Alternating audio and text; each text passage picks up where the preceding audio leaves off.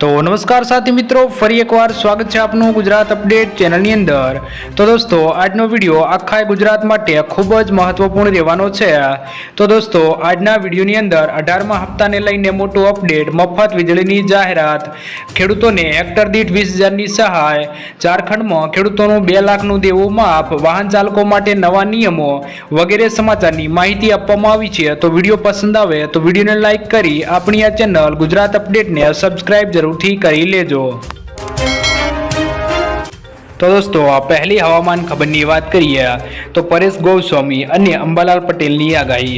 तो विगत की बात करिए तो देशना अनेक राज्यों में वरसादी कहर थी जलबंबाकार जेवी परिस्थिति सर्जाई है।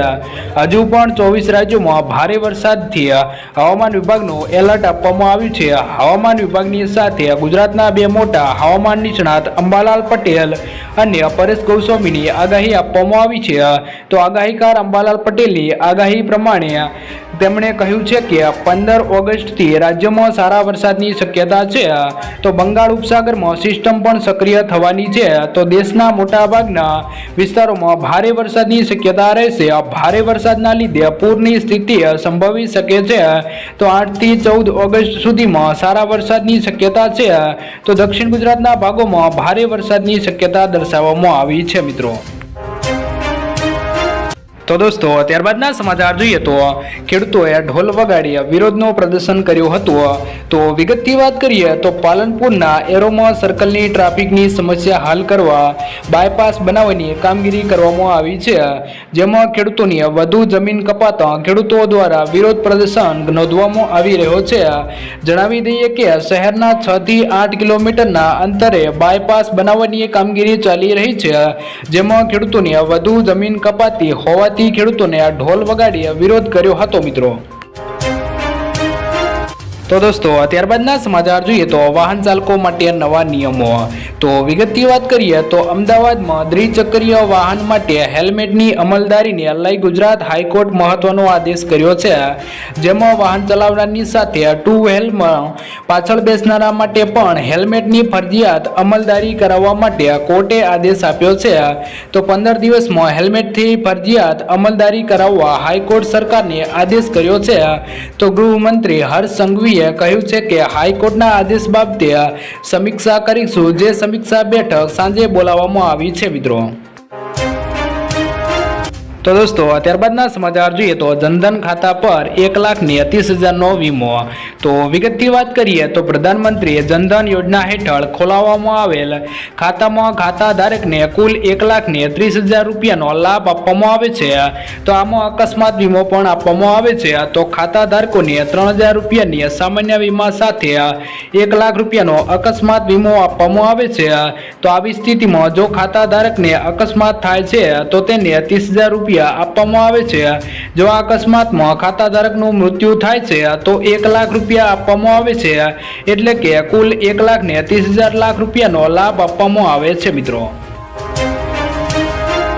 तो दोस्तों ત્યારબાદના સમાચાર જોઈએ તો વીજ કનેક્શનના નવા નિયમો। તો વિગતની વાત કરીએ તો કેન્દ્ર સરકારે વીજળી ગ્રાહક અધિકાર નિયમમાં સુધારો કર્યો છે।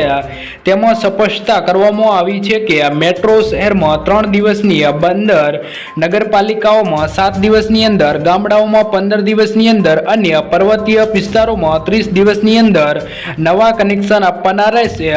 રેસિડેન્શિયલ કોમ્પ્લેક્સ અને રેસિડેન્શિયલ એસોસિએશન દરેક घर माटे सिंगल पॉइंट बनाववानो रहेशे। कनेक्शन लेनारनी इच्छाने अनुसरवानुं सूचन पण करवामां आव्युं छे मित्रों।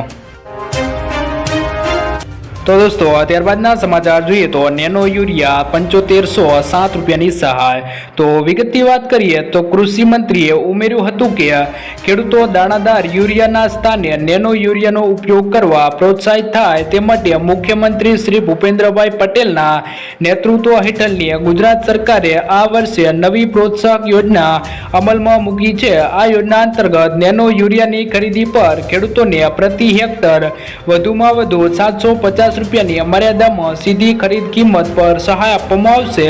તો વર્ષ 2024-25 દરમિયાન આ યોજના અંતર્ગત 45 લાખ નેનો યુરિયાની બોટલ પર સહાય આપવામાં આવશે મિત્રો। तो दोस्तों ત્યારબાદના સમાચાર જોઈએ તો પ્રધાનમંત્રી આવાસ વિશે લાભ। તો વિગતની વાત કરીએ તો મુખ્યમંત્રી ભૂપેન્દ્ર પટેલના નેતૃત્વ હેઠળ ગુજરાતમાં આદિજાતીય વિસ્તારોમાં વસતા પરિવારની ખૂટતી જરૂરિયાતો અને સુવિધાઓની પૂર્તિ કરવા માટે પ્રધાનમંત્રી જનજાતીય આદિવાસી ન્યાય મહાઅભિયાન PM જનમન હેઠળ આદિજાતીય કુટુંબોને આવાસની સુવિધા માટે પ્રધાનમંત્રી આવાસ યોજના હેઠળ કુલ 71,023 રૂપિયાની લાભાર્થીઓને આવાસ માટેની સહાય મંજૂર કરવામાં આવી છે। તો PM જનધન યોજના હેઠળ 12,229 આદિજાતીય વ્યક્તિઓના બેંક ખાતાઓ ખોલવામાં આવ્યા છે મિત્રો। તો દોસ્તો ત્યારબાદના સમાચાર જોઈએ તો મફત વીજળીની જાહેરાત। તો વિગતની વાત કરીએ તો વડાપ્રધાન નરેન્દ્ર મોદીએ મંગળવારે દેશના લોકોને દર મહિને 300 યુનિટ સુધી મફત વીજળી આપવા માટે PM સૂર્યઘર મફત વીજળી યોજનાની જાહેરાત કરી હતી। તેમણે કહ્યું હતું કે 75,000 કરોડથી વધુ લોકોના રોકાણ સાથેનો આ પ્રોજેક્ટ દર મહિને 300 યુનિટ સુધી મફત વીજળી પૂરી પાડીને 1 કરોડ ઘરોને રોશનીથી પ્રકાશિત કરવાનો લક્ષ્યાંક ધરાવે છે। તો PM સૂર્યઘર મફત વીજળી PM સૂર્યઘર ગવર્મેન્ટ ઇનની વેબસાઇટ ઉપર તમે અરજી કરીને મફત વીજળીનો લાભ લઈ શકો છો મિત્રો। તો દોસ્તો ત્યારબાદના સમાચાર જોઈએ તો ફ્રી સિલાઈ મશીન અન્ય 500 રૂપિયા। તો વિગતની વાત કરીએ તો ફ્રી સિલાઈ મશીન માટે રૂપિયા 15,000 સુધીની રકમ સરકાર દ્વારા આપવામાં આવી રહી છે। તો વાસ્તવમાં ભારત સરકાર એવી કોઈ સ્કીમ ચલાવી રહી નથી જેમાં મહિલાઓને સીધું સિલાઈ મશીન આપવામાં આવે। ભારત સરકાર મહિલાઓને સશક્ત અને આત્મનિર્ભર બનાવવા માટે વિશ્વકર્મા યોજના ચલાવવામાં આવી રહી છે, જેમાં મહિલાઓને સિલાઈ શીખવાનું કામ કરાવવામાં આવે છે અને આ કોર્સ પૂરો થયા પછી તેમને 15,000ની રકમ પણ આપવામાં આવે છે। તો ઘણી મહિલાઓ આ યોજના માટે અરજી કરી રહી છે મિત્રો। તો દોસ્તો ત્યારબાદના સમાચાર જોઈએ તો જો તમારી પાસે આધાર કાર્ડ હોય તો તમને ગેરંટી વગર 50,000 રૂપિયાની લોન મળશે। તો વિગતની વાત કરીએ તો લોકસભાની ચૂંટણી પછી સરકારે પ્રધાનમંત્રી સ્વનિધિ યોજના હવે ડિસેમ્બર 2024 સુધી લંબાવવામાં આવી છે। તો અગાઉ તેની છેલ્લી તારીખ 31 માર્ચ 2023 હતી। તો આ યોજના હેઠળ નાના વેપારીઓ અને સ્ટ્રીટ વેન્ડર્સને લોન આપવામાં આવે છે। તો નાણાં મંત્રાલયે ટ્વિટર પર આ માહિતી આપી છે કે જો કોઈ શહેરી વિક્રેતા, મજૂર અને કોઈ અન્ય નાગરિકે કરિયાણા, રેડીમેડ અથવા તો ફળની દુકાન ખોલવા માંગે છે તો તેવા વ્યક્તિને આ યોજના હેઠળ લોનની રકમ આપવામાં આવે છે। જો તમારી પાસે આ યોજનામાં અરજી કરવા માંગતા હોવ તો તમારે જરૂરી ડોક્યુમેન્ટ સાથે અરજી કરવાની રહેશે મિત્રો। તો દોસ્તો ત્યારબાદના સમાચાર જોઈએ તો ઓછી આવક ધરાવતા લોકોને લાભ। તો વિગતની વાત કરીએ તો ઓછી આવક ધરાવતા લોકોને લાભ મળવાનો છે। તો માનવ કલ્યાણ યોજના 2024નો ઉદ્દેશ્ય ઓછી આવક ધરાવતી વ્યક્તિઓને નાણાકીય સહાય પૂરી પાડીને ટેકો આપવાનો છે। તો આ યોજના ખાસ કરીને ગરીબ અને પછાત જાતીય સમુદાયના કલ્યાણ માટે બનાવવામાં આવી છે। તે વિવિધ ઓછી આવકવાળા કામદારો સહિત ઓછી આવક ધરાવતા લોકોની આર્થિક સ્થિતિ સુધારવા પર ધ્યાન કેન્દ્રિત કરે છે। તો લાભાર્થીઓમાં 28 વિવિધ પ્રકારના કામ કરતા લોકોનો સમાવેશ કરવામાં આવ્યો છે, જેમાં શાકભાજી વેચનાર, સુથાર, ધોબી અને મોચી। તેનો ઉદ્દેશ્ય આ વ્યક્તિઓને તેમની આજીવિકા સુધારવા માટે નાણાકીય સહાય પૂરી પાડવાનો છે મિત્રો। તો દોસ્તો ત્યારબાદના સમાચાર જોઈએ તો 18મા હપ્તાને લઈને મોટું અપડેટ। તો વિગતની વાત કરીએ તો PM કિસાનના 18મા હપ્તા પહેલા એક મોટો ફેરફાર થયો છે। હવે લાભાર્થીઓ PM કિસાન પોર્ટલ અથવા તો એપ દ્વારા પોતાનો મોબાઈલ નંબર જાતે જ અપડેટ કરી શકશે। તમને જણાવી દઈએ કે ઓગસ્ટ, નવેમ્બર અને માટે PM કિસાનનો હપ્તો આ મહિનાથી લઈને 30 નવેમ્બરની વચ્ચે કોઈ પણ સમયે આવી શકે છે। તો સરકાર દ્વારા હજુ કોઈ તારીખ જાહેર કરવામાં આવી નથી। આ યોજનાનો 17મો હપ્તો નરેન્દ્ર મોદીએ 18 જૂને બહાર પાડ્યો હતો। તો અત્યાર સુધીમાં 10.5 કરોડ જેવા ખેડૂતોના ખાતામાં 2,000 રૂપિયાની રકમ સીધી પહોંચી ચૂકી હતી। તો હવે લોકો 18મા હપ્તાની રાહ જોઈ રહ્યા છે। જો કોઈ લાભાર્થીએ પોતાનો મોબાઈલ નંબર બદલ્યો હોય તો જરૂરી છે કે PM કિસાન પોર્ટલ પર તરત જ મોબાઈલ નંબર અપડેટ કરી લેવામાં આવે અને જો કોઈ આ કામ કરવામાં નહીં આવે તો તમારે તેના બદલે 18મો હપ્તો મિત્રો ગુમાવવો પડશે। તો તેના બદલે કમ્પ્યુટર, લેપટોપ અથવા તો મોબાઈલથી ઘરે બેઠા સરળતાથી આ કામ કરી શકો છો। તો મોબાઈલ નંબર અપડેટ કરવા માટે દોસ્તો આપેલા સ્ટેપ પર ફોલો કરવા પડશે મિત્રો। તો દોસ્તો ત્યારબાદના સમાચાર જોઈએ તો ખેડૂતોને હેક્ટર દીઠ 20,000 રૂપિયાની સહાય। તો વિગતની વાત કરીએ તો રાજ્ય સરકાર દ્વારા અમલમાં મુકાયેલી નવી યોજનાની માહિતી આપતા કૃષિ મંત્રી રાઘવજીભાઈ પટેલે જણાવ્યું હતું કે રાજ્યના દરેક નાગરિકને રાસાયણિક ખાતર તેમજ જંતુનાશક દવાના ઉપયોગ કર્યા વિના ઉત્પાદિત કરેલા શાકભાજી પાકો સરળતાથી મળી રહે તે માટે શાકભાજી પાકોમાં પ્રાકૃતિક કૃષિને પ્રોત્સાહન આપવાની યોજના અમલમાં મૂકવામાં આવી છે। તો આ યોજના હેઠળ શાકભાજીની ખેતી પ્રાકૃતિક ખેતી પદ્ધતિથી કરતા હોય તેવા ખેડૂતોને બિયારણ, પ્રાકૃતિક ઇનપુટ, ખેતી ખર્ચ તથા શાકભાજીની પ્રાકૃતિક ખેતીને પ્રોત્સાહન મળે તે માટે મહત્તમ 20,000 રૂપિયાની સહાય આપવામાં આવશે। આ યોજનાના અમલીકરણ માટે રાજ્ય સરકાર દ્વારા અંદાજપત્રમાં 1,000 લાખની રકમ પણ ફાળવવામાં આવી છે મિત્રો। તો દોસ્તો ત્યારબાદના સમાચાર જોઈએ તો લીલો દુષ્કાળ જાહેર કરવામાં આવ્યો છે, ખેડૂતોને સહાય આપવા વિનંતી। તો વિગતની વાત કરીએ તો હવામાન વિભાગની આગાહીના પગલે હાલ દક્ષિણ ગુજરાત અને સૌરાષ્ટ્રના મોટાભાગના વિસ્તારોમાં ધોધમાર વરસાદ પડી રહ્યો છે, જેના કારણે ચોમાસુ પાકને ભારે નુકસાન થયું છે। તો ખેડૂતોના ચોમાસુ પાક ભારે વરસાદના કારણે નાશ થયા છે। ઘણા એવા ખેડૂતો છે જેમના ખેતરમાં વારંવાર કપાસિયા, ચોપી અન્ય નાશ પામ્યા છે।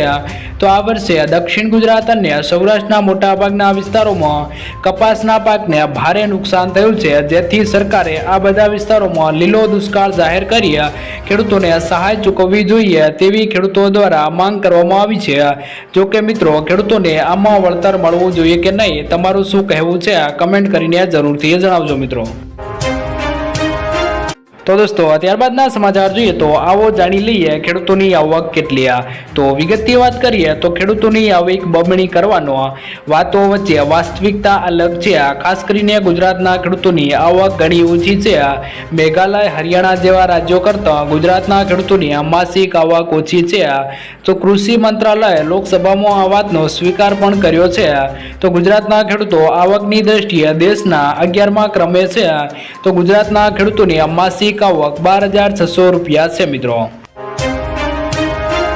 તો દોસ્તો ત્યારબાદના સમાચાર જોઈએ તો ખેડૂતોને સરકારે આપી મોટી રાહત। તો વિગતની વાત કરીએ તો વર્તમાન નાણાકીય વર્ષ દરમિયાન કિસાન ક્રેડિટ કાર્ડ દ્વારા લેવામાં આવેલી કૃષિ અને સંલગ્ન પ્રવૃત્તિઓ માટે 3 લાખ સુધીની ટૂંકા ગાળાની લોન માટે વ્યાજ સબસિડી સ્કીમ રાખવામાં આવી છે મિત્રો, તેની મંજૂરી પણ આપવામાં આવી છે। તો સરકારે ચાલુ નાણાકીય વર્ષ દરમિયાન કિસાન ક્રેડિટ કાર્ડ દ્વારા લેવામાં આવતી કૃષિ અને સંલગ્ન પ્રવૃત્તિઓ માટે 3 લાખ સુધીની ટૂંકા ગાળાની લોન માટે વ્યાજ સબસિડી સ્કીમ ચાલુ કરવાની મંજૂરી આપી છે। તો આ યોજના હેઠળ ખેડૂતોને 7% રાહત દરે લોન મળે છે। જે ખેડૂતો સમયસર લોનની ચૂકવણી કરે છે તેમને વાર્ષિક 3% વ્યાજનામાંથી લોનમાં માફ કરી આપવામાં આવે છે મિત્રો।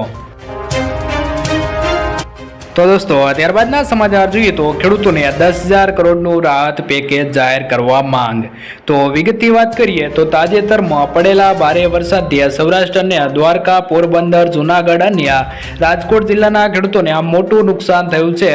તો ઉપલેટા, ધોરાજી તાલુકામાં અતિવૃષ્ટિથી પાક નુકસાની અને જમીન ધોવાઈ ગઈ છે। એક અંદાજ પ્રમાણે અતિવૃષ્ટિથી ખેડૂતોને ઓછામાં ઓછું 1 લાખ કરોડનું નુકસાન થયું છે, ત્યારે સરકાર ઓછામાં ઓછું 10,000 કરોડનું પેકેજ જાહેર કરે તેવી માંગણી કિસાન કોંગ્રેસ દ્વારા કરવામાં આવી છે। જો સરકાર પૂરતું પેકેજ જાહેર ના કરે તો આંદોલનની ચીમકી પણ ઉચ્ચારવામાં આવી છે મિત્રો। તો દોસ્તો ત્યારબાદના સમાચાર જોઈએ તો ઝારખંડમાં ખેડૂતોનું 2 લાખ રૂપિયાનું દેવું માફ। તો વિગતની વાત કરીએ તો ઝારખંડ કેબિનેટે બુધવારે કૃષિ લોન માફી યોજનાનો વ્યાપ વિસ્તારવાનો નિર્ણય કર્યો અને લોનની મર્યાદા 50,000 રૂપિયાથી વધારીને 2 લાખ રૂપિયા કરી છે। તો એક અધિકારીએ આ માહિતી આપી છે કે સીએમ હેમંત સોરેનની અધ્યક્ષતામાં મળેલી કેબિનેટની બેઠકમાં આ પ્રસ્તાવને મંજૂરી આપવામાં આવી હતી। કેબિનેટ સચિવ વંદના ડોલેલ જણાવ્યું હતું કે કેબિનેટ કૃષિ લોનની માફી મર્યાદા 50,000થી વધારીને 2 લાખ કરવાની દરખાસ્તને મંજૂરી અપાઈ છે। આ માટેની છેલ્લી તારીખ 31 માર્ચ 2020 રહેશે। તો કૃષિ વિભાગના એક અધિકારીએ જણાવ્યું છે કે લગભગ 1.91 લાખ ખેડૂતોને આનો લાભ મળશે। તેમણે કહ્યું છે કે 2021-22માં રાજ્ય સરકારે 50,000 રૂપિયાની સુધીની પાક લોન માફ કરવાની જાહેરાત કરી છે। તો સરકારે 4.73 લાખ વધુ ખેડૂતોને 50,000 સુધીની લોન માફ કરી છે અને બેંકોને 1900 કરોડથી વધુનું વિતરણ કર્યું છે।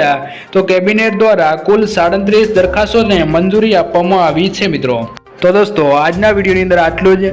જો વિડીયો પસંદ આવ્યો હોય તો વિડીયોને લાઇક કરી આપણી આ ચેનલ ગુજરાત અપડેટને સબસ્ક્રાઇબ જરૂરથી કરી લેજો।